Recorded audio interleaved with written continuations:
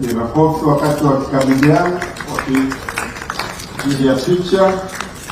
Wakati huo Mheshimiwa Waziri Chongolo sogee pale mbele, na Mheshimiwa Waziri Kagwe wa kilimo na mifugo kutoka Jamhuri ya Kenya sogee pale.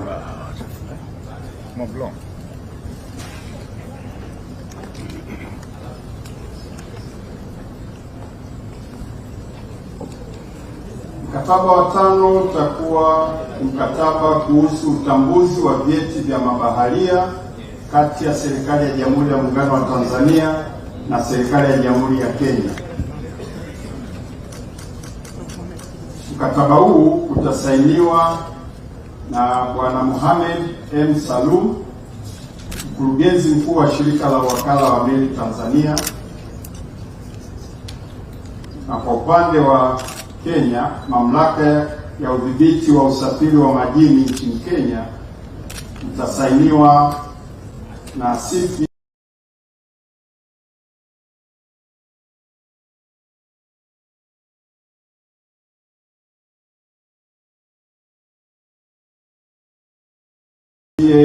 Omae Nyarandi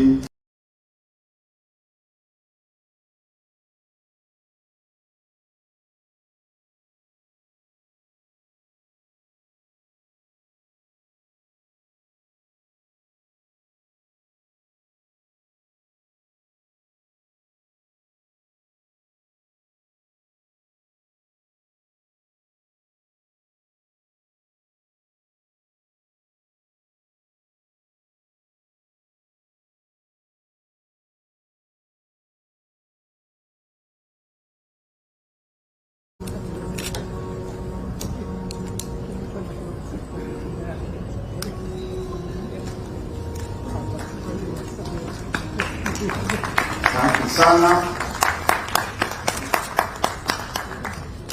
Naomba Bwana Omar mkurugenzi sasa tusogee mbele, na CPA Omae Nyarandi kwa upande wa Jamhuri ya Kenya, na nyinyi mtabakia hapo kusaini mkataba utakaofuata wa 6 kwa sasa.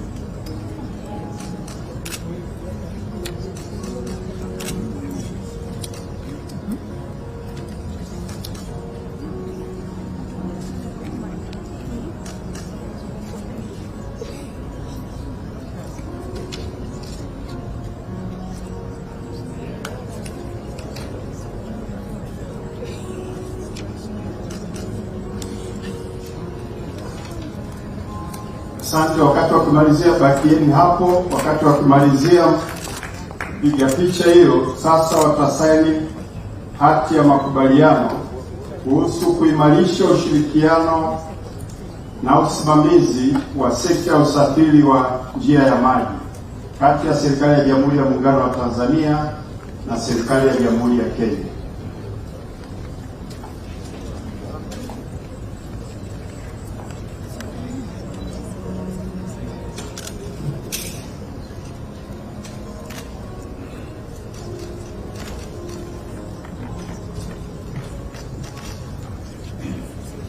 Wakati zoezi hilo likiendelea, hati itakayofuata kusainiwa itakuwa ni hati ya makubaliano kuhusu ushirikiano kati ya taasisi ya viwango Zanzibar na shirika la viwango la Kenya.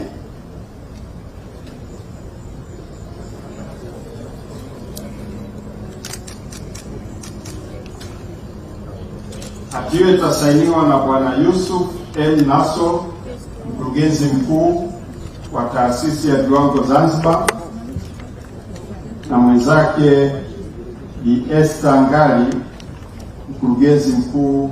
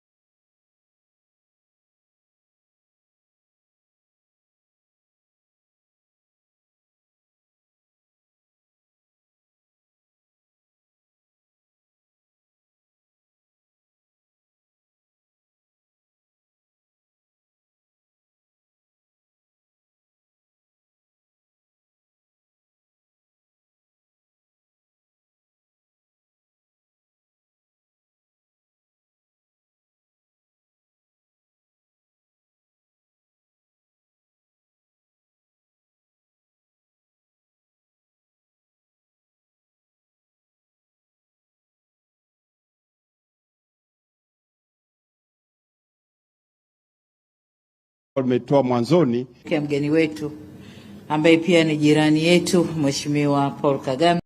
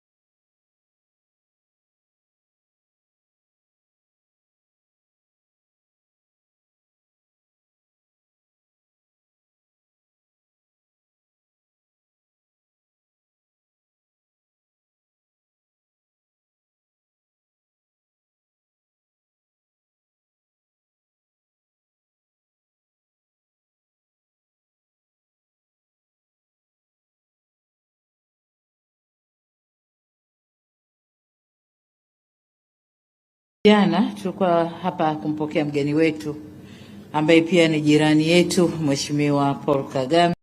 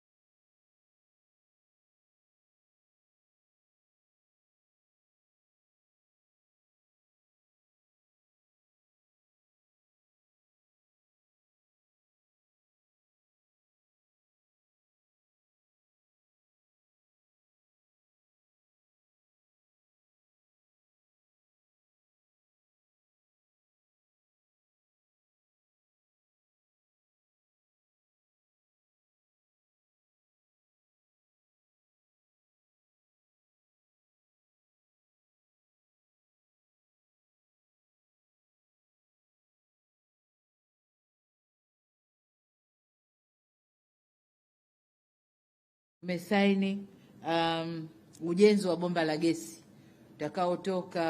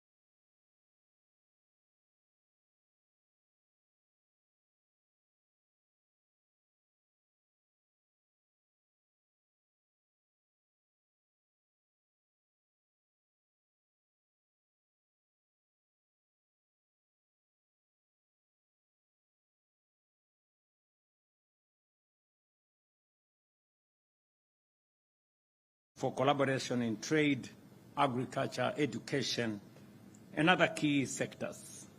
We look forward to the 5th session later this year. President Samia Suluhu has confirmed to me, and I agree with her, that it is important that there are regular sessions of the Joint Commission on Cooperation. The last session was held in 2021, which is a while ago. That does not reflect a very vibrant engagement. And I agree with President Samia Suluhu that our officials should make the engagements regular so that we can deepen and widen the bilateral relations between our two countries for the mutual benefit of our two peoples. To further strengthen our cooperation, we have signed right here 8 key instruments covering energy, legal cooperation, agriculture, railway development, public service, capacity building, maritime cooperation, certification of standards for seafarers, and harmonization of standards. We especially welcome the continued growth in bilateral trade, which reached $860 million in 2025, reflecting expanding opportunities and strong economic complementarities between our two nations. I did inform my sister, President Samia Suluhu, as I do the great people of Tanzania, that Kenya needs Tanzania as much as Tanzania needs Kenya. We are one people with a common destiny. There was a time that trade between our two countries was in favor of Kenya. Today, the story is very different. The trade between our two countries is balanced. 2 years ago, Tanzania exported more to Kenya than we did export to Tanzania. Today, 1 year, the surplus is on the Tanzanian side. Another year, the surplus is on the Kenyan side. That tells us the relationship between Tanzania and Kenya is mutually beneficial. And that means we should work on creating more synergy, creating more bridges, not barriers, creating more stepping stones, not roadblocks, for the peoples, the business people, entrepreneurs, investors, for our two countries to thrive. I want to repeat, as I did to my sister, President Samia Suluhu, we need each other. The sooner we realize that, the sooner we avoid the unnecessary suspicion between our two countries. It is not helping anybody. It is making all of us weaker. For Tanzanians, you have brothers and sisters in Kenya. And for Kenyans, we know we have brothers and sisters in Tanzania. And that is what should inform, and that is what should guide our relationship. On tourism, we underscored its importance as a key driver of growth, foreign exchange earnings, and employment. We agreed to accelerate efforts to unlock its full potential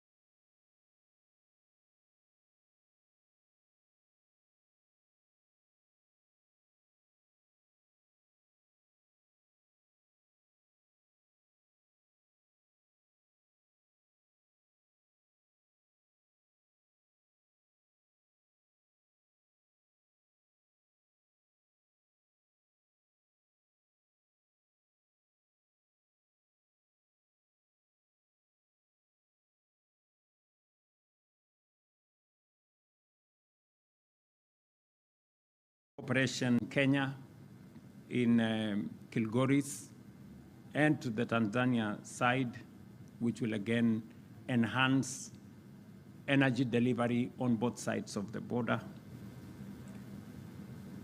Again, to power our industrialization and our progress. We commend the progress made on the Malindi, Kilifi, Mombasa, Lunga Lunga, and on the Tanzanian side, the road connecting Lunga Lunga to Pangani, to Tanga, to Bagamoyo, and finally to Dar es Salaam, that we are jointly engaged in with the Africa Development Bank. And I have agreed with my sister, President Samia, that we will find time to go and inspect the development on that corridor, as it will enhance the trade, the investment, and the people-to-people connection, especially on the coastal corridor. We also reaffirmed our commitment to revive the Voi-Mwatate Taveta railway line. I informed my sister that last month I went to start the construction of that road that has been dysfunctional for the last 20 years. Last month, and by April next year, we will have connected Voi to Taita Taveta, and I have the confirmation of my sister that you will complete the line to Taveta from the Tanzanian side ahead of time. I have requested that that road should also be connected to Singida so that we can find a transport corridor joining your SGR all the way to Burundi.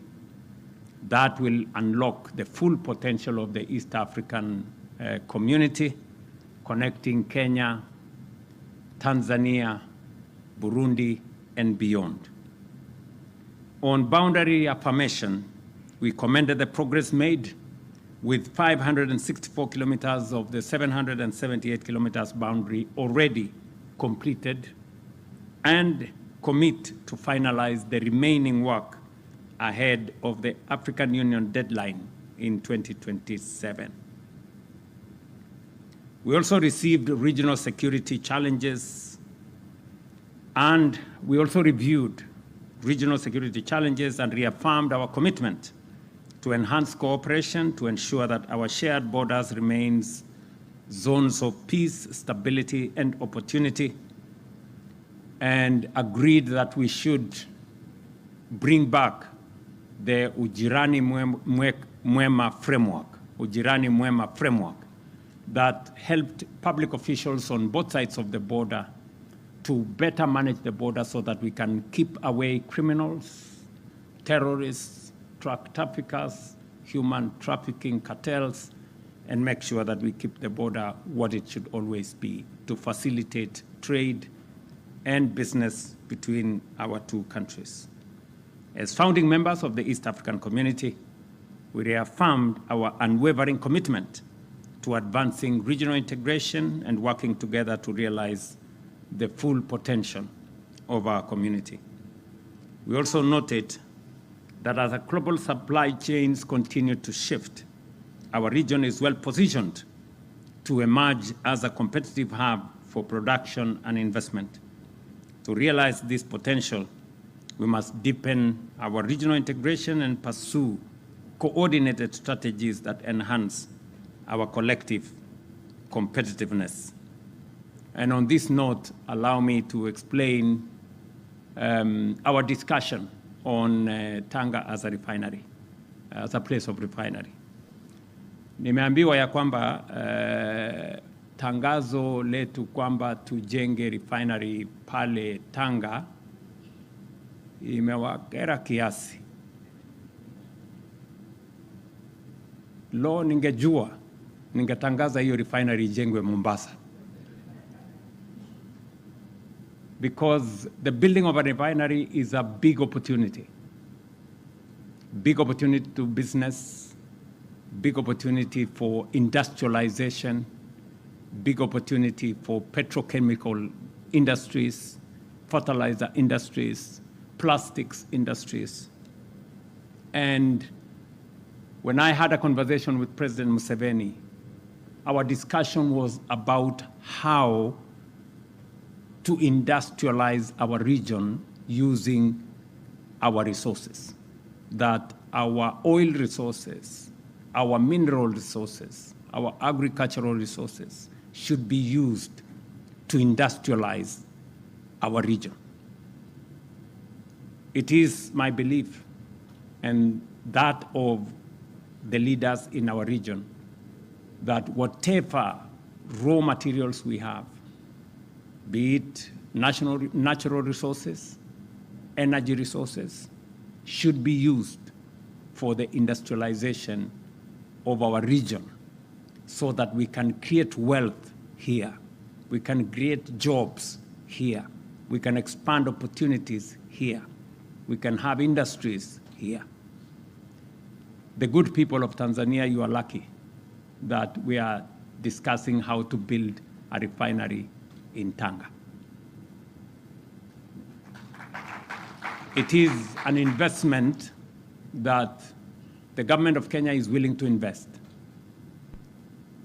The government of Uganda is willing to invest.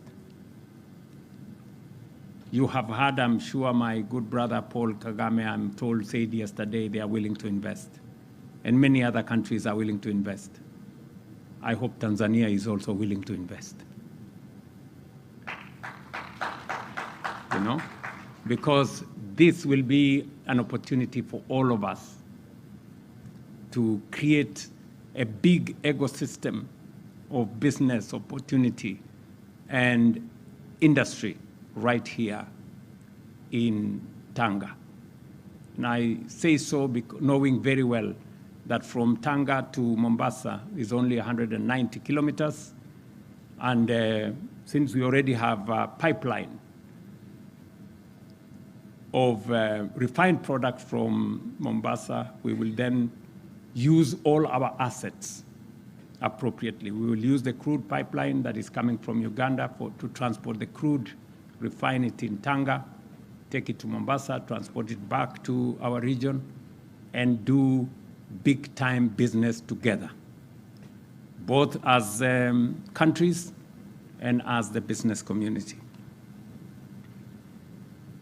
I am also looking at the opportunity for us as we discuss Tanga as a place to refine our products. We are looking at where also we are going to position the place for us to process our minerals. It is not tenable anymore for us to export raw materials. As a region, we must make it deliberate and intentional, not to export value, not to export jobs, not to export opportunity, but appropriate it right here. And that is the future of our development. We have been informed by the private sector that the longer we continue exporting raw materials, we are exporting jobs, we are exporting opportunity, we are exporting wealth, and in exchange, importing inflation, which is not what we should be doing. And so I have discussed with my good sister that Tanzania is going to lead the way to make sure that we use the resources that we have, the oil that we have in Uganda, the little oil we have in Kenya. I am sure South Sudan is going to come on board. Already you have heard Rwanda is coming on board, because we all realize that it's time for us to use the resources that we have to industrialize our region.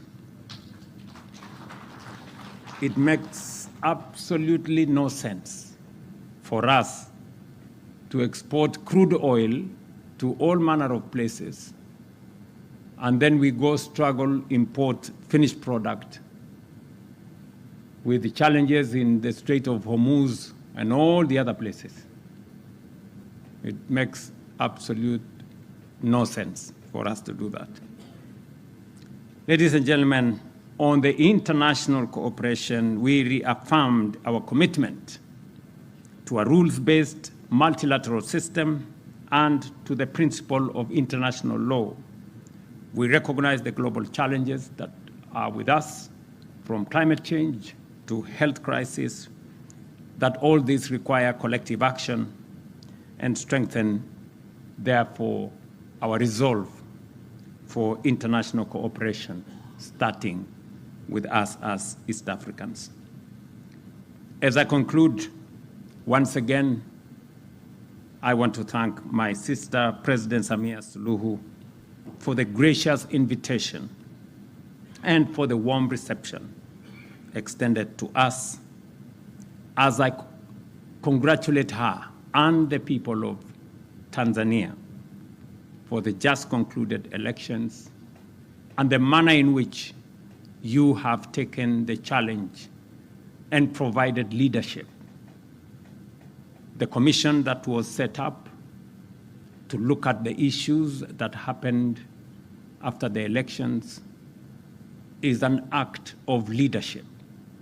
And Madam President, on behalf of East Africans, we want to congratulate you for providing leadership for Tanzania and our region and making sure that we can resolve all issues that affect us within our borders.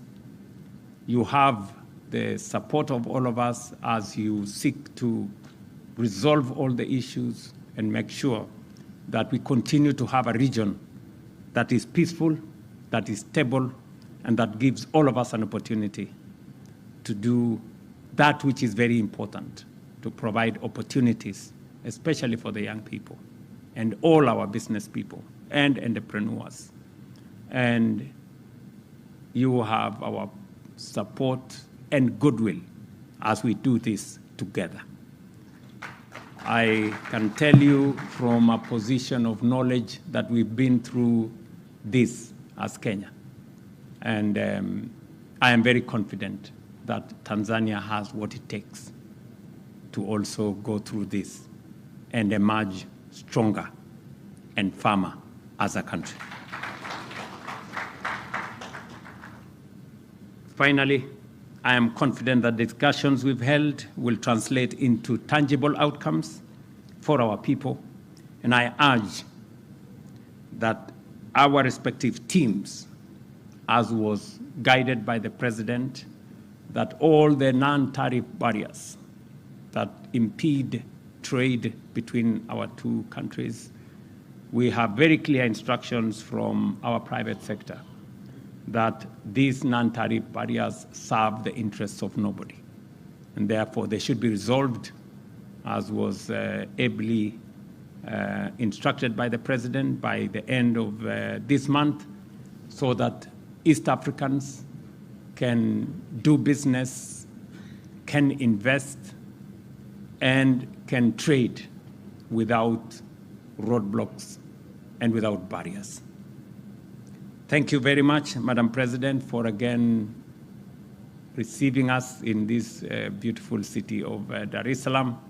And I'm looking forward to the next few days as I engage with the great people of Tanzania. Thank you very much.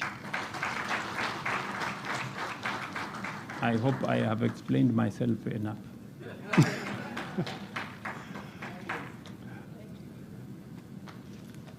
Asanteni sana viongozi wetu marais kwa kuvumilia na kushuhudia utiaji wa saini wa mikataba 8, lakini pia kwa kutoa maono na mwelekeo wa namna tunaweza kuimarisha na kuendeleza ushirikiano wa nchi zetu mbili.